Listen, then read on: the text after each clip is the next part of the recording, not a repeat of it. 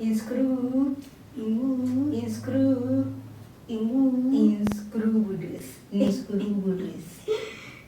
Do you know Ahithophel?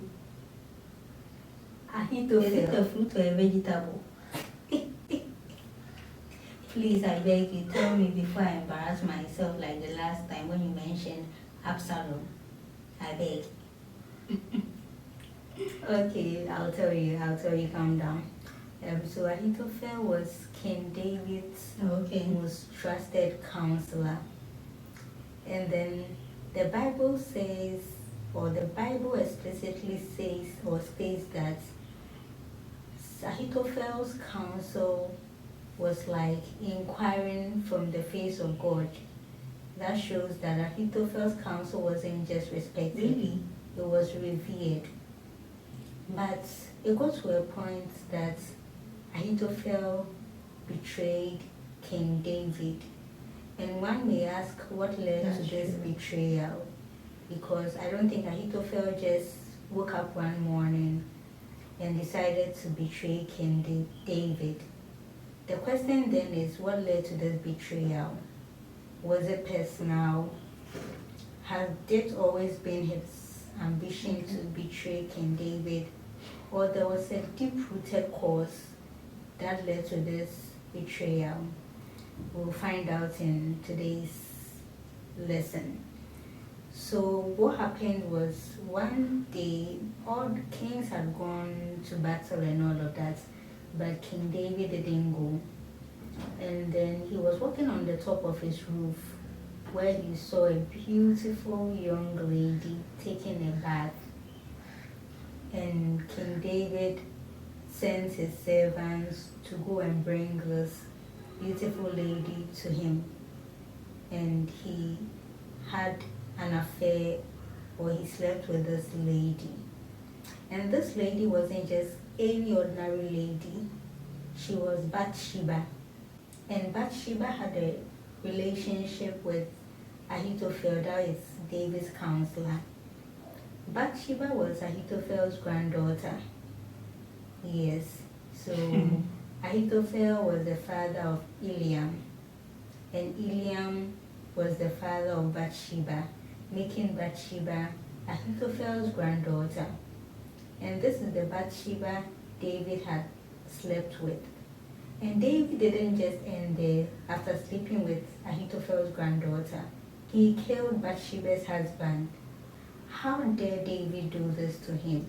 Wow. David didn't just defile his granddaughter, but he ended up killing his granddaughter's husband and even impregnated his granddaughter. And at the long run, that same pregnancy the granddaughter had died. The child was killed by God. So how dare David do this to him? And this created a great resentment and bitterness in Ahithophel against David. And this bitterness grew to the point where Ahithophel felt it was just right to strike. That was when Absalom also rose against his father to try and kill him and also dethrone him. So Ahithophel ended up in the camp of Absalom. And when he got into the camp of Absalom, the first thing he did was to advise Absalom to sleep with King David's concubines, so that he will be, all Israel will get to know of that and be obnoxious of David. So that was the first advice Ahithophel gave to Absalom, to also get back at David through sexual sin by his son Absalom sleeping with his concubines. And after this, the second advice he also gave to Absalom was for them to go into King David's camp and strike King David and kill him, so that Absalom will now become the king of Israel. But unfortunately for Ahithophel, Absalom didn't take that advice. Instead, he took the advice of Hushai, who was King David's spy in Absalom's camp. Yes. And because of this overruling of his advice, Ahithophel felt hurt that his advice had been overruled. And this was the very first time his advice had never been taken. And because of that, he went home, put his house in order, and then he hanged himself to death.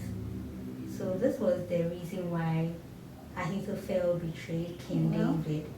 And from this story I've shared with you, what are some of the lessons you take from the betrayal of Ahithophel? Well, from the story you just told me, it means Ahithophel really had a good reason. He was truly hurt by the actions of David. But notwithstanding, even though what David did was wrong, it didn't give him the justification to do what he did by betraying him, to seek his vengeance on David. First of all, the Bible tells us that we should leave vengeance to God and not to take vengeance on our own. So one lesson I learned from this story was that even though David was wrong in his actions, he didn't give Ahithophel the mandate to go against David to betray him, to the point whereby he advised David's son to sleep with his concubines just to get back at him.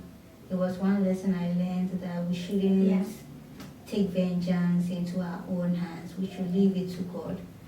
And I realized also and learned that bitterness can really lead to distraction. Yes, when you are bitter about certain things, it can lead you to distraction.